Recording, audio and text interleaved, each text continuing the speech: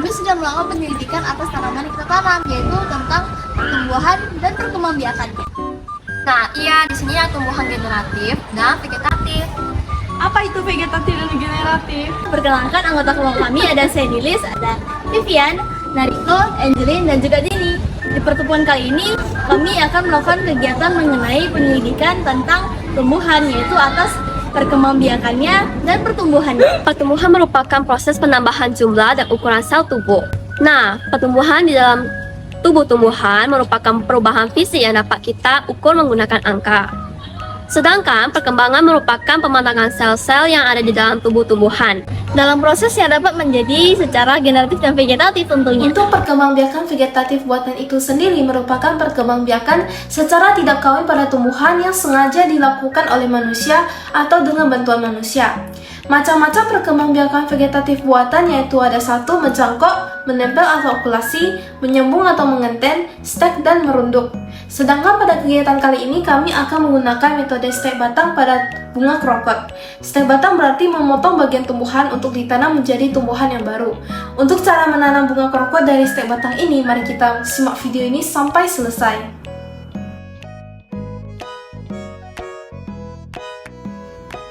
Langkah-langkah cara menanam krokot dengan metode stek, yaitu pertama, siapkan wadah yang telah dilubangi. 2. Lalu isi wadah dengan media tanah.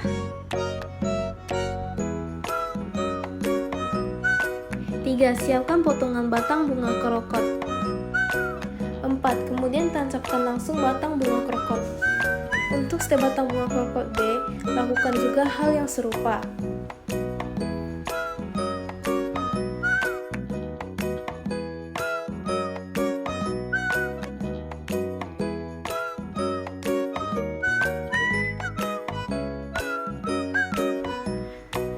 Terakhir, siramlah menggunakan air yang secukupnya.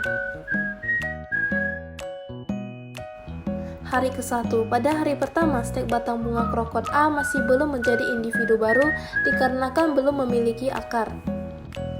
Begitu juga dengan stek batang bunga krokot B, belum bisa dikatakan individu baru karena belum memiliki akar untuk memperkokoh berdirinya tumbuhan tersebut.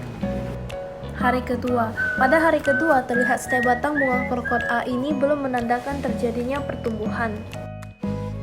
Sementara keadaan bunga krokot B menjadi layu dan busuk dikarenakan tidak dapat menyerap air serta nutrisi ke dalam tubuh tumbuhan tersebut. Hari ketiga. Setelah itu pada hari ketiga, stek batang bunga krokot A sudah menumbuhkan akar.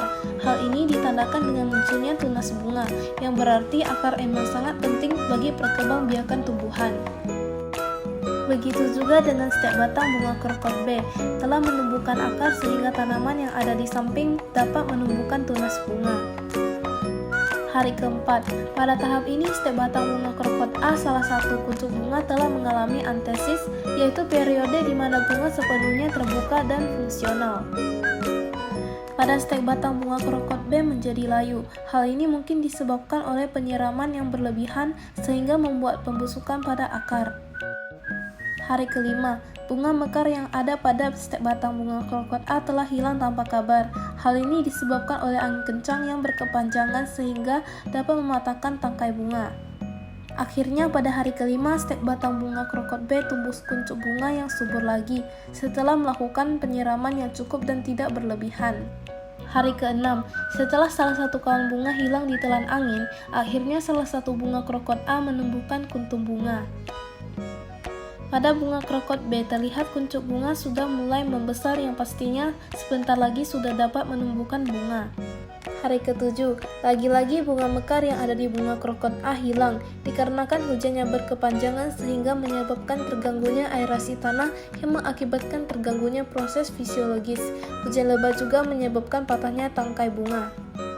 Pada bunga krokot B, daun terlihat mengembang untuk menangkap cahaya untuk fotosintesis, mengambil karbon dioksida dan mengeluarkan air untuk pendinginan dan sirkulasi.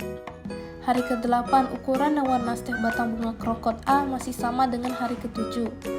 Sedangkan kuncup bunga pada bunga krokot B mulai membesar. Hari ke-9, pertumbuhan stek batang bunga krokot A melambat. Ukuran dan warna masih sama seperti hari ke-7 dan hari ke-8. Muncullah tanda-tanda mekarnya bunga pada bunga krokot B. Hari ke-10. Pada hari ke-10 tidak terjadi perubahan pada bunga krokot A, sedangkan bunga krokot B sudah mengalami antesis. Hari ke-11. Pada hari ke-11, pertumbuhan bunga krokot A semakin tinggi dan menghasilkan lebih banyak daun. Untuk bunga krokot B di sisi kiri telah menguncup, sedangkan di sisi kanan baru mulai menumbuhkan kuncup bunga. Hari ke-12. Pada hari ke-12 dapat kita lihat bahwa daun bunga krokot A mengembang ke atas dan ukuran batang semakin bertambah tinggi. Untuk bunga krokot B, terlihat bunga sisi kanan mulai menguncup kembali. Hal ini disebabkan tidak mendapatkan rangsangan cahaya yang cukup di sore hari. Hari ke-13. Pada hari ke-13, pertumbuhan bunga krokot A masih melambat. Ukuran dan warna daun masih sama dengan hari ke-12.